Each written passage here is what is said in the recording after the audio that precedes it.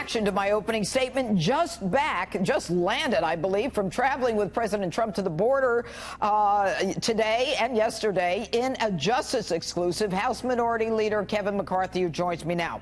All right, Congressman, what I'm talking about in this open is, okay, we messed up. They're in the country. They're being bussed in even further into the interior. But at some point, it has to stop. Mexico, apparently, for the last couple of days, has helped us out when the president threatened that he was going to close the ports.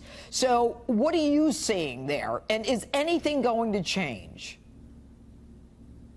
Yes. Well, first, Judge, it's great to have you back on, and thank you for having me to join you. Thank you. It is true. I just landed with the president about 30 minutes ago. What we saw at the border, we went down to the southern end of California, and part of this is some good news. We had some of the new wall that was built, and listening to the border agents, we saw illegal crossings along this section to drop drastically, more than 70%. But when you talked about in your opening dialogue, last month, 100,000 illegals apprehended. Think of those that were not apprehended, right, that were caught. We're on a pace to have more than 1 million. And what do the Democrats and Speaker Pelosi do? She's suing the president to get him to stop trying to secure our border. Now, the president had some real success. He has woken up Mexico. Mexico, for the last week, has beginning to stop these caravans on the southern end of their border from those triangle countries that have been sending people up from El Salvador and others. And a lot of what's happening here is, you're correct. We need to solve this problem, and it takes legislation. But so many are claiming asylum, even though they pass other countries first. We need to have a secure border, which the president is fighting for. But one thing we learned in this tour, we had sheriffs there from other cities. The crisis on the border doesn't stay on the border. It goes to our inner cities as well. We had the sheriff of Fresno talking about a murder that took place and others. This is a severe crisis, and it's not just Republicans saying this. President Obama's Secretary of the Homeland said it is a crisis, Jeb Johnson. And so we have a real problem here. The only people who do not think it's a problem are the Democrats who's in charge of Congress. Well, you know, the amazing part of it is that I don't see Democrats going to witness this sham crisis, or whatever Nancy Pelosi calls it. How could they actually stand up there and accuse the president of undermining democracy by trying to protect us, and they're not at the border? Do you think the American people get this, or are they numb to what they've been hearing over and over again? And how do we end it?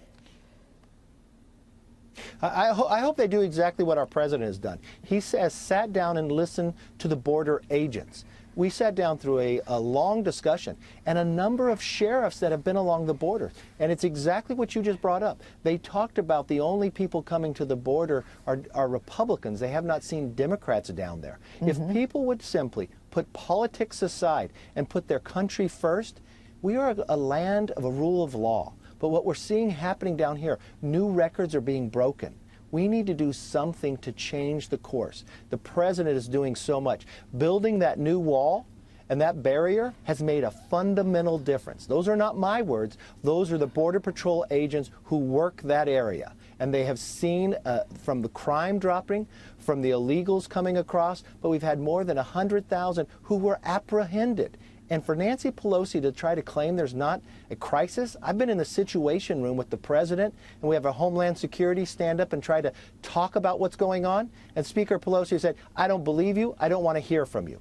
That is what is wrong. Well, that's a sham as far as I'm concerned. But let me ask you this. You know, we see the pictures. People sitting in their living rooms tonight, you know, can see the pictures, but you're right at the border. Tell me how different it feels when being there and seeing it. What is the humanitarian issue? What is the feeling like there? And who are you seeing? You seeing men? Are you seeing families? I mean, I know the numbers seem to change all the time.